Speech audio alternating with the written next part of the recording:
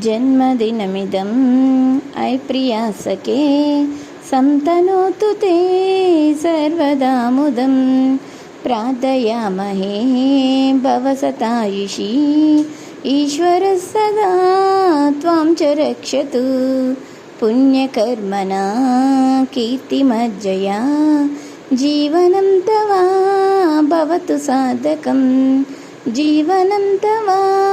भवतु सार्थकं भवतु सार्थकं जन्मदिनमिदम् अयि प्रिया सखे सन्तनोतु ते सर्वदा मुदं प्रार्थयामहे भव सतायुषी ईश्वरः सदा त्वां च रक्षतु पुण्यकर्मणा कीर्तिमज्जया जीवनं तव भवतु सार्थकं